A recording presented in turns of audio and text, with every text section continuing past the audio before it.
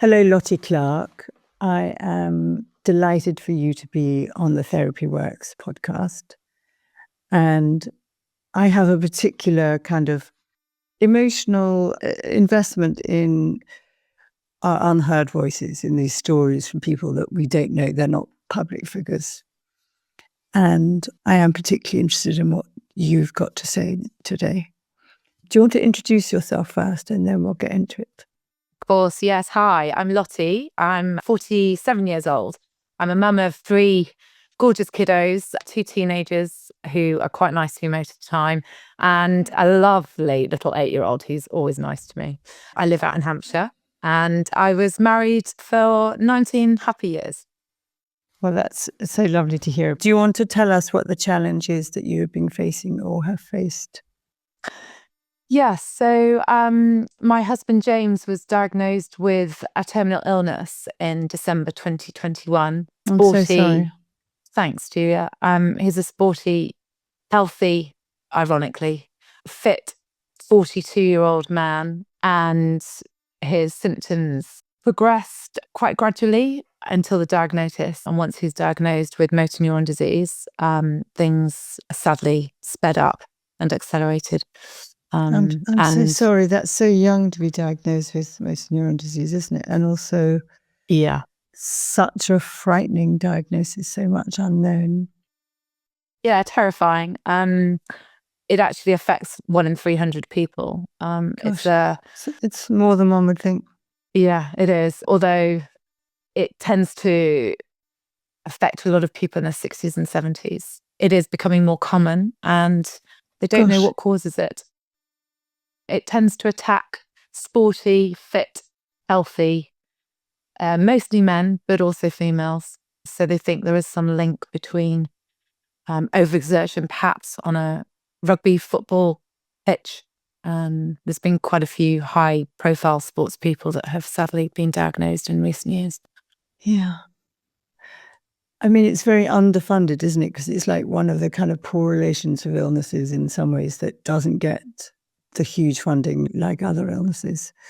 But let's focus on you and your husband. So do you want to tell us what happened, what led to the diagnosis? And yes, the first symptoms for James were his hands and his grip, and also his voice. He was a great orator, and he started to notice that his voice would crack during presentations, and it would sort of sound a bit Dalek-like.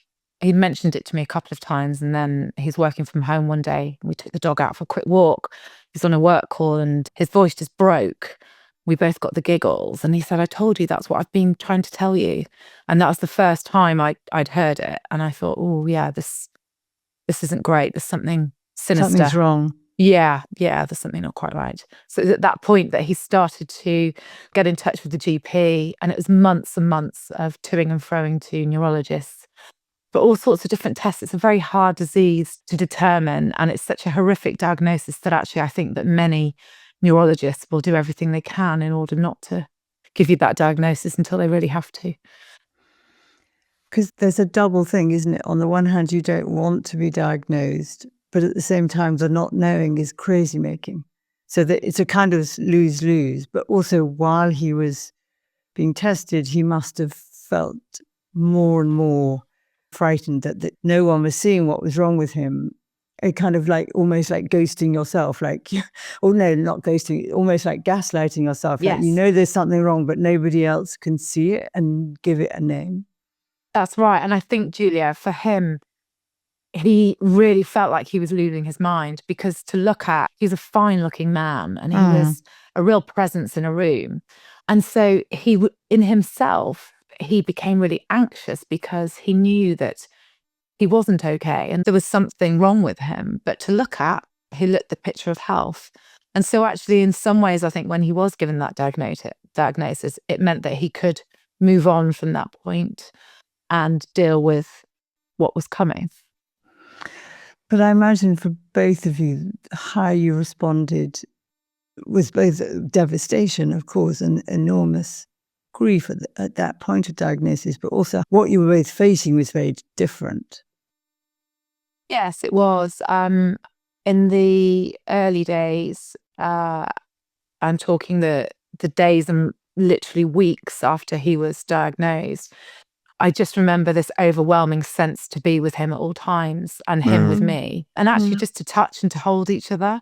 Yeah. The And sort of maybe physical that was, presence holding on together, like in a sinking ship type thing. yeah, and maybe that was us grieving the fact that deep down we knew we wouldn't be able to hold each other in that way. So that was very important to us in those first few weeks. And it was Christmas. We hadn't told any friends or family. We hadn't broken the news to the children.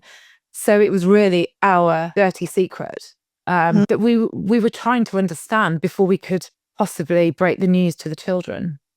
And you seem someone who's kind of quite bright and optimistic, but how did you both grieve differently at that time? So it's definitely shock, isn't it? I think the shock came very, very quickly. Perhaps less so for him. I think he had already decided that this was what he had. And in the whole journey, James was always, I would say, 6 weeks ahead of me. He would always say, but Lottie, I got to this point 6 weeks ago. I know you're just getting there now. Until he passed, that was always the way. Maybe that was the way in life. I was just always on his coattails. Scampering behind. Yeah, that was probably our relationship, actually. But yeah, definitely. He was, without doubt, we grieved our future together. And then I think once we'd done that in those early days, he then set about, he was a real planner. So he sat in his study for 4 weeks and wrote cards to the children for all of their birthdays and weddings. Oh my He goodness. wrote letters to everybody that he wanted to, whether it be work colleagues or family members. He sorted out all of his life insurance and all the gritty end of life admin. And so he always needed a focus and he needed a purpose, and that was his. And our lives So were what had he been told in the diagnosis? How long was he told he'd live? So he didn't ask that when he was first diagnosed. Sadly, I wasn't with him. He'd been to so many neurologist appointments. It was December, and it was one of the children's Christmas carol concerts. And he said, look, don't come with me today. Yeah, you go do the carol concerts. And it's one of my biggest regrets that I wasn't there for him when he received that news. So he didn't ask that question that day. We then had further tests just to rule out that it wasn't Lyme's disease. And at that point, you're really hanging on to everything that it could be Lyme's disease. So those lumbar punctures and things took place over the course of the next month, over Christmas into New Year.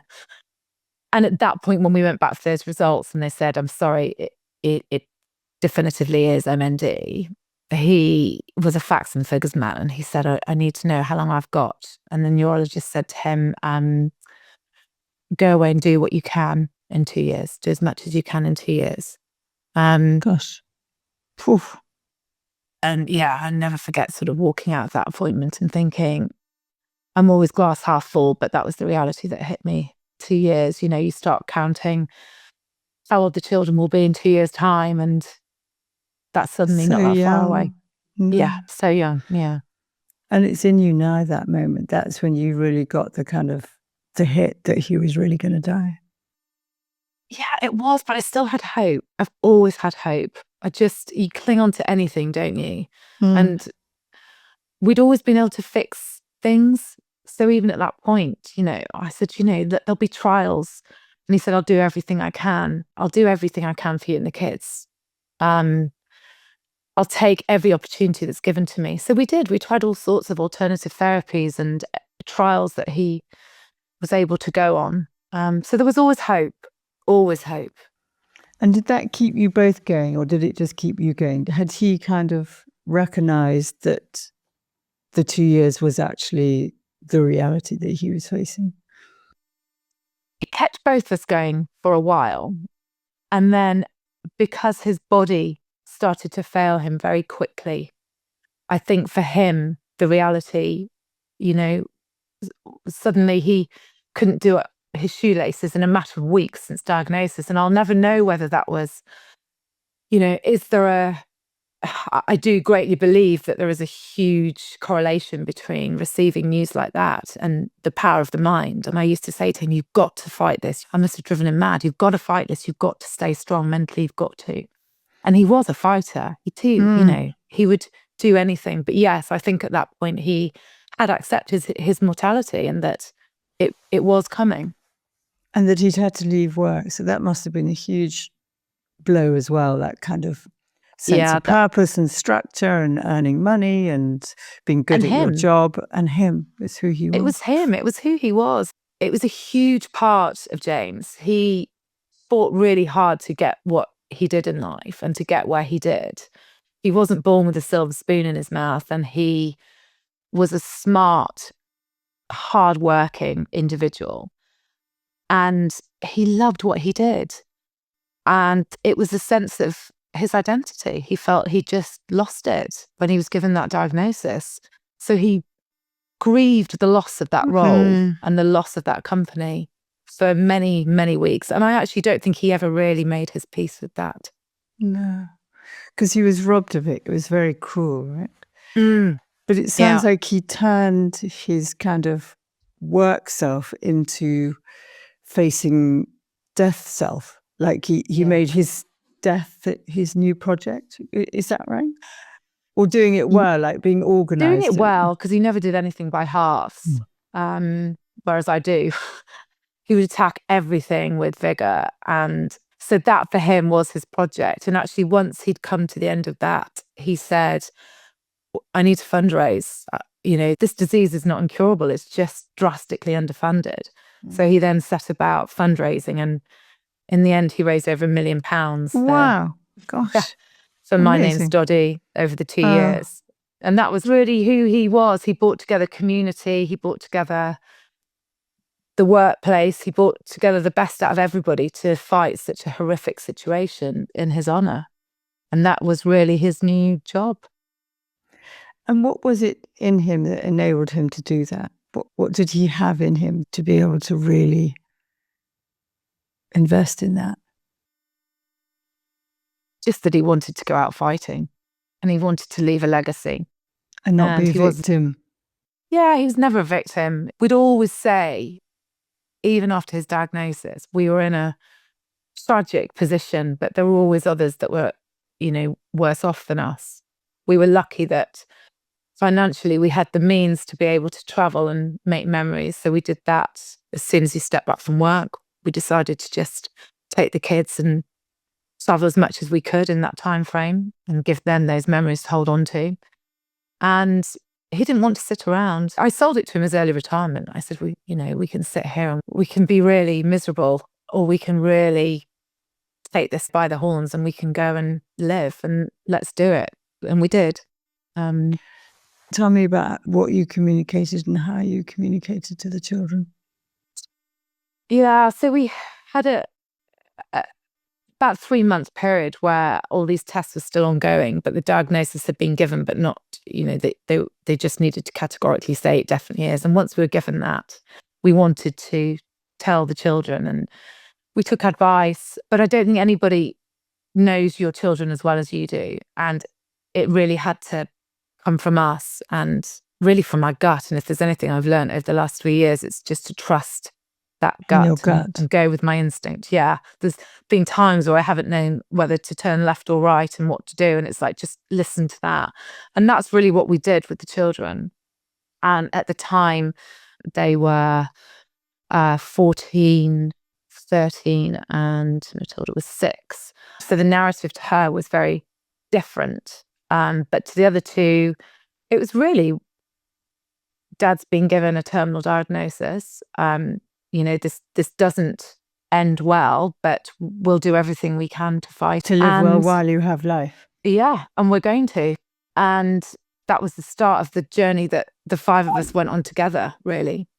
And I think everyone always thinks that, you receive this devastating news, and it was horrific. But I always want people to know that there were lots and lots of tears and anguish in that period, but there was also a huge amount of laughter, and we did have some incredible times together. There were moments where we could perhaps forget that he was dying, and when you're together, the 5 of you, and the kids aren't fighting, for a brief moment, we had some great times, and I'm really grateful for those, and I hope they are too. Yeah, that sounds incredibly precious, like building up this bank of really happy memories that they were going to have to last them a lifetime. Yeah. But then James got to a point where he didn't want to wait to die. No. So on the train on the way back from the diagnosis, he called me and he said, I just need you to know that I need to see this out on my terms. And we'd watched the Theory of Everything years ago with Eddie Redmayne as Stephen Hawking. And he turned to me and he said, if I ever got motor neuron disease, I don't think I could see it through. And that just sat with me. So he knew, he said, I'll fight for you and I'll fight for the kids, but I need to see this out on my terms. And that was James. He won at everything in life and this was going to be no different. And at the time, I remember saying to him again, oh, don't be ridiculous. It's fine. It'll be okay. And he actually made inquiries to Dignitas on the train journey on the way home. Wow. That day? Yeah. That day. Yeah. You look devastated remembering it. Yeah, it was, I've had a lot of time to get used to it and a lot's happened since then. But I remember calling my mum and saying, he's been diagnosed with MND. He says he won't see it through to the end, Mum. And I couldn't use the word Dignitas. I said, he wants to go to Switzerland. And I couldn't say it, Julia. It was such a dirty word. It felt like it was shrouded in shame. And I also think you can't ever imagine the day coming where somebody's so poorly that they want to, they want to shorten their death. Yeah. When he called me to tell me that, he'd walked out of the house in the morning and he'd done up his shoelaces and he'd driven to the station and he'd called me on his mobile phone. You can't imagine that 2 years later, he won't be able to do any of those things for himself. So the speed of the deterioration and the kind of loss of capacity is so devastating. Yeah, it's horrific. And I'm really aware of the words that you use, that you couldn't use Dignitas. You used the word Switzerland because there was this sense of shame and it's like a dirty word. Can you tell me a bit more about that feeling? Yeah, I think it's anything to do with death. I think we were your classic family that never talked about death, never talked about dying. We'd had a blessed life. So the fact that he was talking about an assisted death and words that come into play there are suicide, and it was too much for me to wrap my head around. I couldn't deal with it. I guess I've always been too cushioned from just talking about death, which I now find ridiculous and preach all the time about it. But then it was taken what it has to do that. You had blissful ignorance, didn't you? You didn't. Yeah, I did. Yeah, I really did. And so tell me about his sort of Dignitas journey. He'd made the decision that day on the train, but I guess you'd thought it was a decision that he could change. But talk me through how exactly that. How he faced it. I thought I'd talk him round, as I did with most things. If he didn't like a paint colour, I'd be like, he never really got the last say on things. So definitely thought with this, I was like, that's fine. I'll be able to talk him round. And as the weeks progressed into months, he would drip feed me little nuggets. We were introduced to a palliative care team very early on in his journey. And he then told the doctor that his plans were to go to Dignitas, and they were horrified. He'd tell at any medical appointment, anybody that asked, he would say, no, I'm not going to see this through, so you don't need to worry about that. And they'd want him to have a feeding tube fitted. He'd be like, I'm not having that done because I'm not seeing it through to the end. And he was adamant the whole way through. And the doctor's reactions were always horrified. They were never like, help me understand. It goes against the code of conduct that you sign as a doctor. So I understand that. And that opens up another can of worms, which you've been following the debates recently. It's a very tricky and understandable situation to be in. And actually some doctors, did support it, but couldn't really say that they supported it, but they understood his wishes. And that conversation he replayed. So over the course of months, I would hear this, yet we wouldn't really talk about it together. And then we got because it was too hard to talk together. Like both, you couldn't voice it. James could, but I couldn't. I was still in denial, Julia. So did you not think about it? I couldn't bear to think. When I started to think about it, and I started to think about that journey and what that would entail, I had a friend whose mother had travelled out to Dignitas, ironically with motor neuron disease, and they had travelled with her, and they had been arrested when they returned to the UK.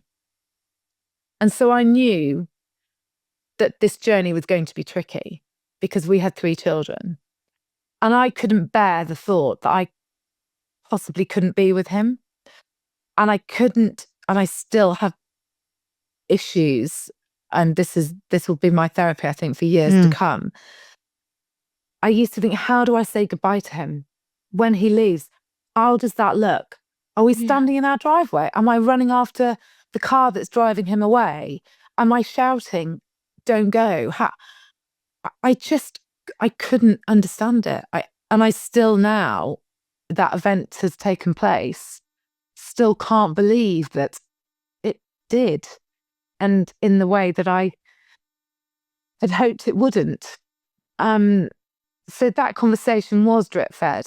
And we then got to the point where we travelled away last Christmas, so a year ago. It's quite ironic that I'm talking to you, isn't it? It is. It's literally the anniversary of both the diagnosis. Strange. Yeah. And those big decisions. Or not strange. Maybe it was meant to be. I've still got a big partner. Still orchestrating. Yeah. So that Christmas, we decided to go away for the last time. And by this point, he was really quite disabled. So he couldn't use his hands at all. His voice, I could understand, the kids could understand, but very few people could. I had to feed him. I had to give him his fluids. I had to take him to the toilet. He couldn't do anything for himself by this point. And our relationship had also moved from, I was his carer. I was his sole carer. I always said that I would care for him as long as I was able to. And that was what I wanted to do. And he was such a proud man. He didn't want anyone else taking care of him. And luckily by this point, the 2 teens were big strapping teens. So they played a huge role in helping lift him and move him. And that became our sort of unit as a family and our new normal. And then when we were away, abnormal. It's hard to imagine that it was ever normal, isn't it? And even now, it's really strange, really strange. You forget though very quickly, don't you? That was normal, and we live in an amazing community. So if he had a fall and the kids were at school and I couldn't lift him up, a neighbour would come dashing round and help me lift him, and that was just the way we operated. But life was hard for him. It was really hard, and I could see that there was less joy and there was a lot more pain and suffering. And was that physical pain? Was that physical? Yeah, both. Mental, because he was becoming more and more trapped in his body. Terrifying. And he used to get really frustrated because he couldn't say what he wanted to say. And he had a great sense of humour and a great wit, and friends would come round and he just wanted to chip in, and he wasn't able to do that. And you'd sort of see he was trapped behind these eyes, It's awful. It's the cruelest disease. It is. So we travelled out for Christmas, and whilst we're out there, he had a couple of falls, which luckily didn't end up in hospital, but it was enough for him to know that he'd had enough. And it was at that point, unbeknownst to me, that he emailed Dignitas and he said, I need a date. And then he broke. We had the most magical Christmas together last year. It's strange, isn't it? Knowing that it was going to be our last one, because he wouldn't have seen another year through. Or if he did, he'd have been in a very bad place. And I think I probably accepted that he was going to Switzerland at this point. So we had a really amazing Christmas. Did you? Gorgeous. Yeah, really amazing. Because you could sort of feel each other and be together, all 5 of you. Yeah. And there's no pressure. I think we were accepting of our situation. I think maybe you stopped battling, maybe. I think that was it. I think that was it. It was acceptance, wasn't it? It's like, here we are. Surrender. Yeah. And just enjoy what we have around us, which we did. And we were thankful for not very much at that point. And then he broke the news to me in the new year that he had a date. And I'd say it was pretty much a blur from that point on, really. So strange. And most people don't know their death day. No. And yet I always think James knew his death day, and how did that feel to sit with that for several weeks knowing? Bizarre, isn't it? Did he talk to you about that? How he did feel about it? No, I never asked him. I regret. Is it a regret? He was scared. He was scared of death. He was scared of where he was going and, you know, what was going to happen. But then as those weeks went by, he was ready. Yeah, the suffering was just intolerable for him then. Yeah. And I made my peace with it then. I made my peace with the fact that he wasn't who I guess I'd married, who I'd met. You know, he'd kissed us, he'd kissed that life goodbye, and he was ready just to surrender. Yeah. I'm so sorry, Lottie. It sounds so kind of surreal and yet deeply painful.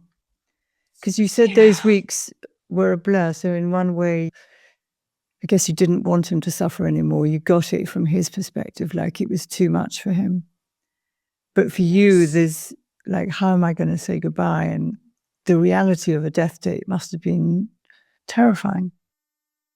It was terrifying. And I think all those things that you think of when they first receive a diagnosis. So, what does being a single parent, a solo parent look like? What does the logistics of having 3 children and being in 3 different places, how does that work? How does it feel when I'm lonely? What does it feel like when I really miss being touched by somebody? Suddenly I was looking at those things. It's like, that's actually going to happen. And I've been so busy, I think, caring for him that there had been no time to really understand what that new chapter of my life could look like. And actually, you know, I'm still grappling with that now. Of course. A year later. And spinning the plates. And that's maybe me pushing the grief further down the line. I'm sure it is. But I think at that point, we decided to tell the children. And we were very honest with them. The narrative again to Matilda was very different, because how do you tell a 7-year-old that their daddy's going off to a different country to die? She'd lived with the progression of the disease. So it was her normal to see him like that. You know, he wasn't like her other friends' dads that would rock up on the sidelines to, you know, watch them play matches or jump out of the car. So I guess she'd sort of gone along with that journey, but the other 2 remembered James as he was. And the conversation was really a very honest and open one. You know, he said, we talked about Switzerland and the time's come. I don't want this to take me. I need to be in control. He didn't want their lives to suffer. Our lives really were starting to become quite impacted at that point. Limited really by the care for him. Exactly, yeah. And I think, you know, they were understanding of it. I'd run the Rob Burrows Marathon the year before up in Leeds, and they'd seen Rob and how poorly he was then. And so they knew what lay was ahead. To come. Yeah. And I think for them, they understood that he was that fit, able man who used to throw them up on his shoulders and balance bikes and scooters and dogs and toddlers. And they wanted that memory of him. And they didn't fight. And I actually, afterwards, I thought, what if they had said, please don't go? What would he have said then? Yeah. It's hard to imagine. Yeah. But he'd made the decision. He didn't give them the choice. He made the decision, yeah. And we did that about 6 weeks before he left. So they had enough time to prepare and say all the things that they wanted to say and do all the things they wanted to do. And actually, James and I got engaged out in France, up in the Alps. And we wanted to take Matilda to learn to ski. And so I said to him, do you think it's insane that we try and get you up to the Alps again? before you leave? And he said, yeah, I think so, but let's try and do it. So we managed to get him up there with the help of incredible friends and family. And we had a week together up there, and he managed to watch Matilda learn to ski. And then we came home, and it was Easter. And we had 10 days. I couldn't tell you what we did in those 10 days, apart from that normal life had to go on, because children are children, teenagers want to go to parties. They still bitch and moan because the right top's not come out of the wash or whatever. And that was the reality, I think. It was very odd. It's like living two lives, isn't it? The life that was on the outside of keeping life going, food on the table, children wrangling, and then this internal kind of surreal reality that every day was a day less because you knew when your husband was going to die. Yeah. But you were having conversations with the children and with him, final conversations, asking him what he was final frightened of. Conversations in that we knew, not that we ever really said it, but we knew they would be final conversations. And I think by this point, we'd probably said all we all needed to really say. He'd recorded these amazing videos for us, which I've got logged on his old phone when he was diagnosed. And there were questions that would pop up and he'd just answer them. So we have all this amazing footage to go back when we're ready and it doesn't feel quite as raw. And that's something I said to the kids. It'd be nice if we could do that over Christmas. I think all of us are a bit scared to dip our toe back in the water there, but I think it needs to be done. So we might try and find some time to do that. So how was it? How did you all say goodbye that day? What happened? So the day came and I got him washed and dressed and fed. And he had to travel out 2 days prior because it's such a strict process. In terms of safeguarding, you have to be seen by a psychiatrist and a doctor when you're out there to check that you're of sound mind and that you do want to go through with it. So it was the Sunday and he wasn't due to die until the Tuesday. And he'd done all these gorgeous photo books for the children that he put in a big memory box. And he said, oh, you know, go and grab those. And we just sat and we went, I could never say this bit without crying. And we just went through the photo books and remembered all the happy times that we'd had. Yeah. And then his lift arrived. And we put him in the car. And we just hugged him goodbye. Oh, Lottie. And that was that awful dream, that nightmare that I'd had for those months previously was suddenly playing out in front of me. It was real. And I think that's, you know, my biggest gratitude ever. You probably see me ranting and raving about it, but James asked me to really just go and campaign for assisted dying to be legalised here in the UK, because no one should really have to go through what he had to go through. The trauma of him having to leave before he was really ready to, because he wouldn't have been able to travel. And also not being with his loved ones when he passed away. Yeah. And I feel cross that my children could have been spared that if he was able to do it here. And I think that would have, you know, losing a father at that age is hard enough, but losing him in a way that they weren't able to be next to him when he passed away. And they might have chosen not to be, you know, and I understand that. That would have been fine, but it's choice, isn't it? Yeah. It would have been their choice not to have been there. And they didn't have a choice and I didn't. And we'll have to sort of work through that and deal with that for a long, long time to come. So I imagine those 2 days when he was traveling and getting there, you were, I mean, that must have been crazy making for you, like the countdown as well. So there was the countdown to him actually leaving the house and then the countdown to him dying. Dying. But I think once he'd left, we knew that that was it. And actually he was so weak, so poorly by then that we accepted that that's what he wanted to do. And I think he wanted our lives to continue.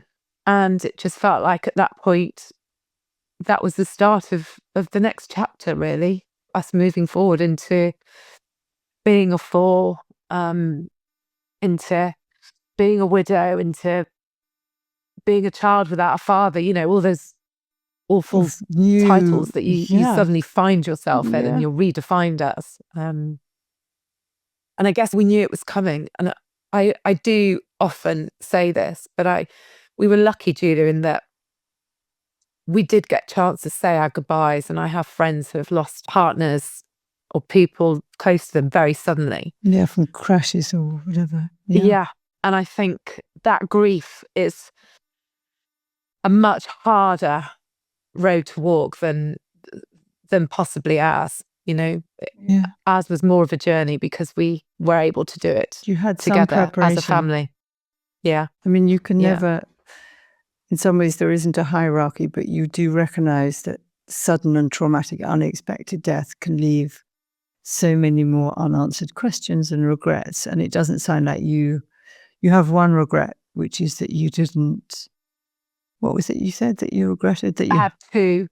One, that I wasn't with him when he was given the diagnosis, and two, that I wasn't able to lie next to him and hold his hand when he passed away. Yeah. But both of those were beyond your control. Yeah. Yeah. So then did his body come back and you have a funeral here? Did you repatriate? So then there lies in the next. So the organised guy that he was, he'd literally done everything, but I wasn't allowed to get involved with any of the logistics and the legalities of so did Dignitas. Someone helped him get out there? Like a... Yeah.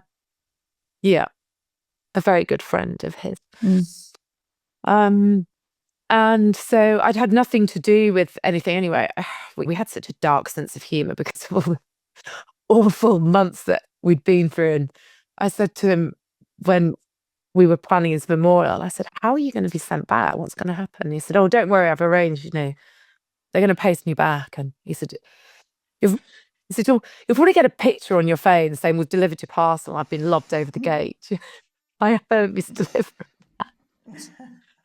And so we laughed about that a couple of times, and then actually he never was lobbed over the gate. So weeks went past, and I was like, "What happened?" And so I made inquiries, and he hadn't filled in the form to be repatriated. And it's funny, isn't it, how things work out? But I just knew that was my calling to go and get him. So I booked a flight and I flew out and I went to the crematorium and I picked him up and I brought him home. Oh, so that's quite meaningful. That makes me cry for some reason, just the kind of coming home. I think it was those last steps that he took that I wasn't able to take with him. It was possibly a form of closure for me. A sort of reparative and I needed to do it on my own. Yeah, I didn't want anyone coming with me. Although I got in the taxi, I literally flew out on a 6:30 flight from Heathrow, and one straight back that afternoon. And when I got there, I marched through the airport and got in this taxi with this lovely German Swiss-speaking chap, and I don't speak a word. My French is quite good, but my German is dreadful. So he didn't understand a word. So I showed him the address of the crematorium, and he sort of, they're probably used to people doing that journey. And as we drove off, "I Should Be So Lucky" by Kylie Minogue was blaring from the speakers in this cab.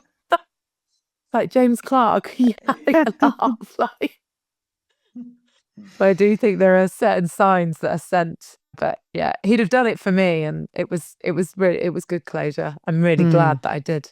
I'm really glad. And he's actually sitting here now with me in the urn. We had an amazing memorial, but I'm not ready to part with that. Yeah, I know it's not him. I know it's not. It's his soul is around me, but I just not.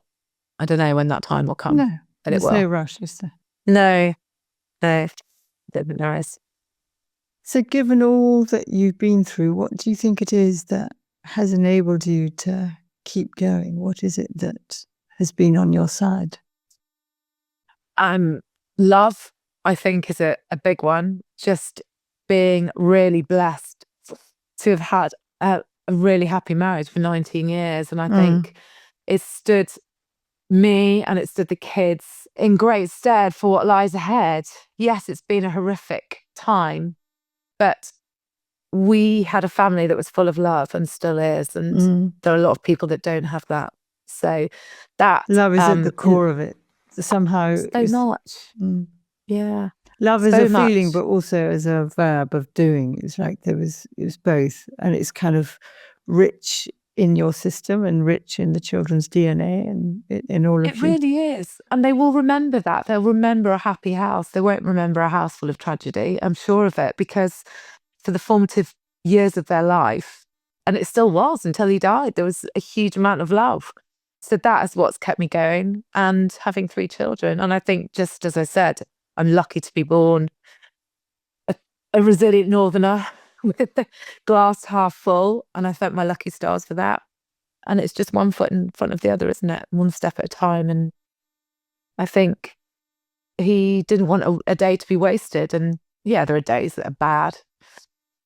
You know, I think I woke up last Sunday and realised it's the 1st of December, and wow, that's a big one. I think I was hoping that I could wake up in January and December wouldn't happen this year. And so last week was a really hard week of just grappling with the fact that it was going to happen. It was going to be joyous, and there was nothing I could do about it. But actually, it's okay if I don't feel joyous. And yeah, you know, it's too hard to be joyous, right? That's too big a reach. Yeah, I think it's about just doing. You know, we have our traditions, but also new ones as well, and just going with whatever feels right. So this is your first Christmas without him? Yeah, so he died in April. My daughter turned 16 a couple of weeks later, and then went straight into her GCSEs, bless her heart. And yeah, then we've had wedding anniversary, the other 2 children's birthdays, his birthday. So many the big firsts have hit hard. Yeah. So I'm ready for a bit of a break from the big first. Yeah. How's it been telling me? I imagine you haven't told the whole story like that before. No one's asked me about bringing him back, which was really nice to talk to you about. I love talking about him. I love talking about what we had. I love talking about the foundations for our life, and whatever happens in the future, those foundations are there. And he's just, as you said, he's the DNA in my children. He's a huge part of who I've become. And I'm a very different person to the person I was 3 years ago. And, you know, not all of that is bad. I wouldn't wish this on anybody, but there is that resilience in all of us. And I hope people don't have to find it. But if you do, know that you will find it and you will be okay. And that's it, really. Somebody came up to me the other day and said, "You're going to be okay, you know." And I said, "I know that. I know I'll be okay. It's just a different form of okay, isn't it?" Yeah. There's some... The okay that you thought you'd never have to live, I guess. It's almost like it's forced you to recognize that you have more to trust and rely on internally, and more robustness than you imagined, because you hadn't been tested before. But now you've been well and truly tested, and you know that you can not just survive, but actually be more than surviving, that you can really live your life. With James internally, missing him very, very deeply. But I hope you have a picture of kind of living and loving again and going forward. Yeah, that bit, I'll get there one day, I guess. He'd always talk about, I need you to know that I want you to meet somebody else. I want you to be happy. You're so young, and, you know, please know that. And I could not hear it. Couldn't let him finish a conversation. I'd be like, no, don't stop. And, you know, you do find yourself, don't you, 8 months down the line, and it's lonely. It is lonely solo parenting. And I not do having miss physical that. touch or hugs or someone to do the juggle of the dog and the children and the delivery someone man. to tell you look nice, because your teens never tell me. You know, I get a lot of negative feedback, but I don't get much positive feedback from that. So yeah, I don't know, maybe one day. But I think for all of us, it's about moving forward. And my son, who is very, very like him, said to me, probably halfway through James's diagnosis, I was having a really rough day, and I think I'd gone up and was having a really good cry, and he came to find me, and he's a 6'3" 15-year-old boy of few words. And he said to me, "Are you all right, Mum?" And I said, "It's just tough today, but yeah, I'm okay." I said, "Are you all right?" And he said, "I am all right, Mum." And he said, I think the worst that can happen, apart from losing you, has happened and is happening. And he said, and it's my lesson in life to just go and say yes to everything and to just go for it. And I kind of thought, you shouldn't have to be taught that lesson like this, but actually, if you're going to take anything out of it, then take that. And I do. I hear that conversation so much in the days and weeks and months that have followed. And that is James talking. That's exactly as he would wish. Yeah. Say yes to life, however hard it is. That's a lovely place to stop, Lottie. Thank you so much for being so open for this really meaningful conversation. Thanks for having me, Julia. Hello, Sophie and Emily. We are going to talk about Lottie and this incredibly painful, raw episode about her husband dying. I'd love to know your first responses. It was sort of a beautiful and painful listen, wasn't it? Yeah. I sort of, was doing proper snotty crying in certain points. It was very brave. I guess she sort of really walked us through this incredibly intimate journey that her family went through with his diagnosis of motor neuron disease. Being such an emotional story experience, I was really kind of felt very connected to the power of love in their family. Excruciating. Of holding them all through this sort of brutal disease, and how that kind of for life energy, that for love energy, that sort of in the most difficult territories sort of found a way to do it together without fracturing as a family, while still having really beautiful, amazing, connected times, preparing so thoughtfully for his death. And it also really hit me the joy that they were able to have in the time that they had together. And that's something that I remember when we did the episode with Michelle and Richard about their son, Rudy, who died. I remember listening to that and being surprised. And when I went and listened to Lottie talking about it, it was that same sort of feeling of surprise that even amidst all the darkest and even when she was being a really full-time caregiver, they were able to have laughter and joy and love. And there's something about that sort of light in the darkness that's incredibly powerful. There was a moment when she was talking about his ashes, and she said, "I know it's not him. His soul is around me, but I'm not ready to get rid of the ashes yet." And I thought they seem to have found a way. I don't know, it's through thought or processing or just instinctively, but that sense of continuing bonds, that theory of kind of loving even after they've died, you heard it kind of sprinkled throughout actually how she talked about him, like when she went to retrieve the body and the song "You Could Be So Lucky" or whatever came on, and she was like, "Oh, really? Are you telling me you're going to play this song, are you, James Clark?"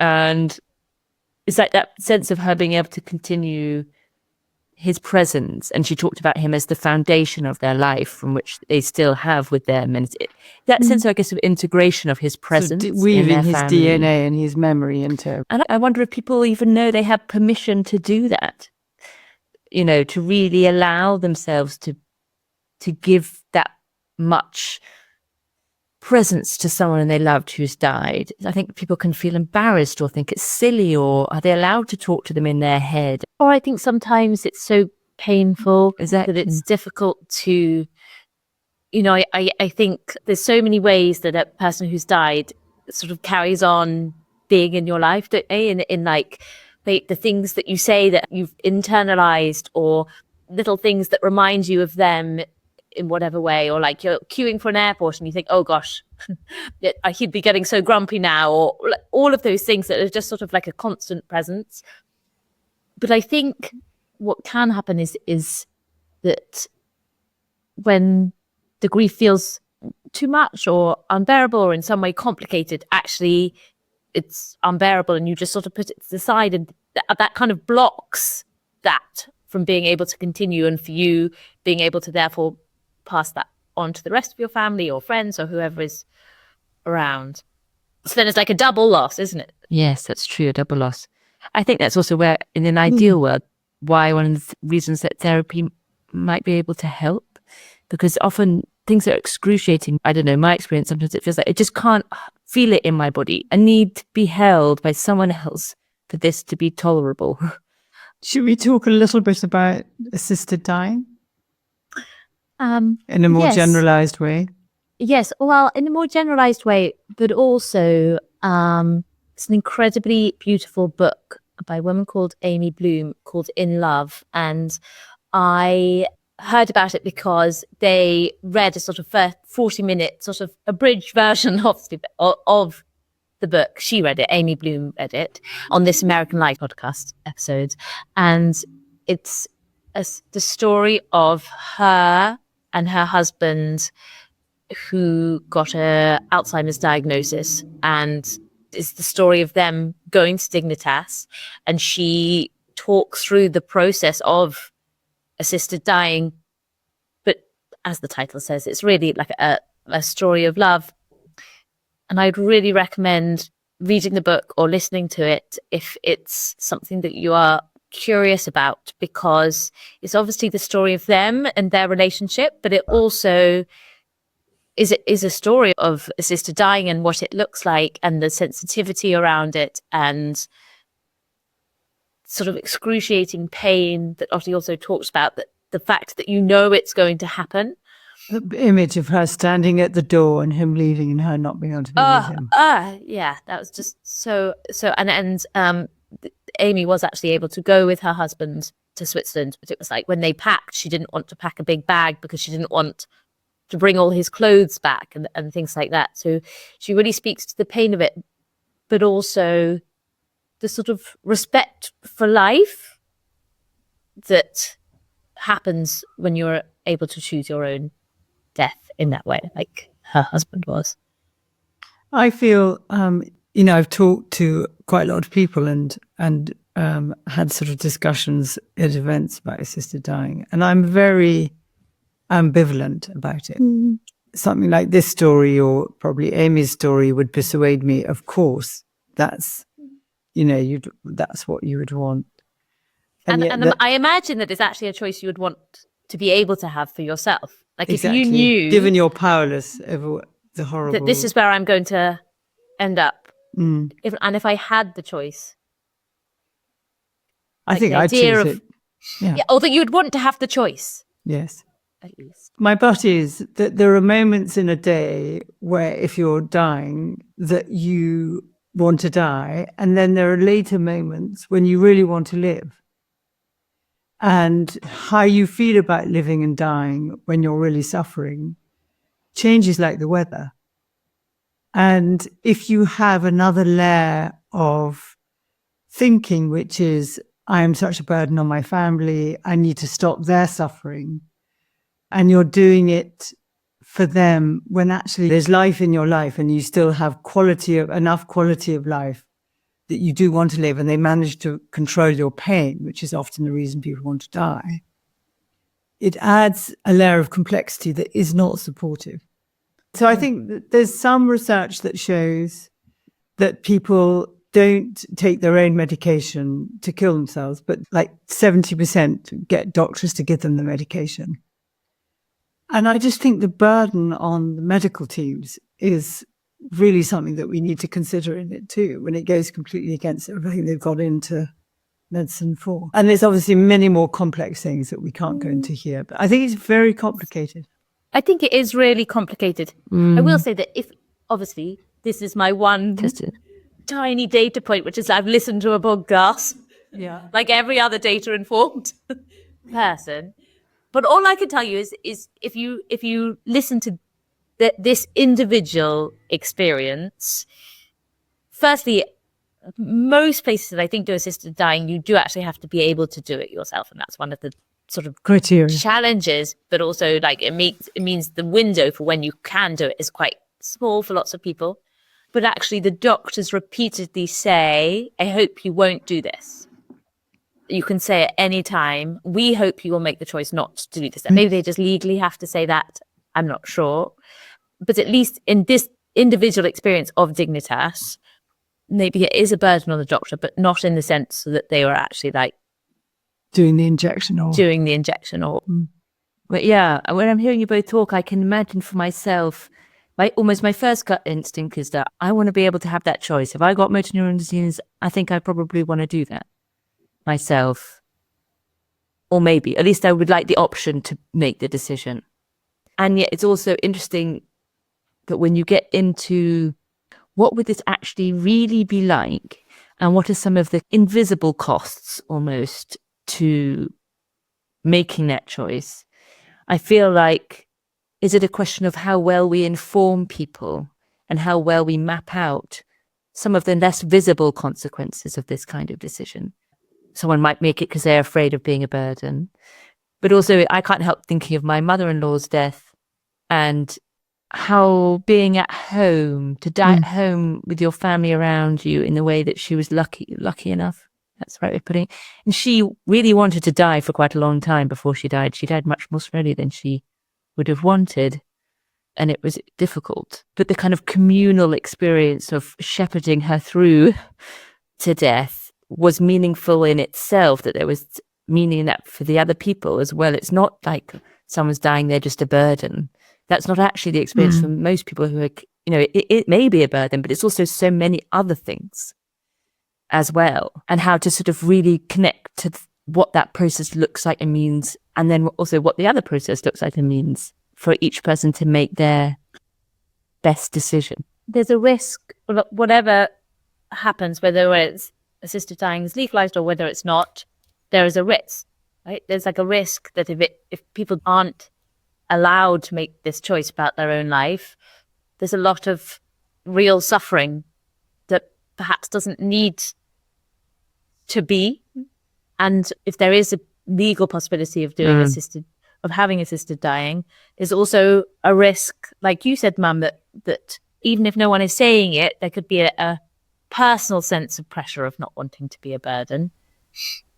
So it's not simple either way, but then lots of things are not simple, but that doesn't mean we sort of shouldn't try and do them. No, I agree. I'm sort of totally in the middle. Lottie very generously came on this podcast a year in, I guess at the beginning of the point that she's confronting this next chapter. She shared the story of his illness, his dying and his death.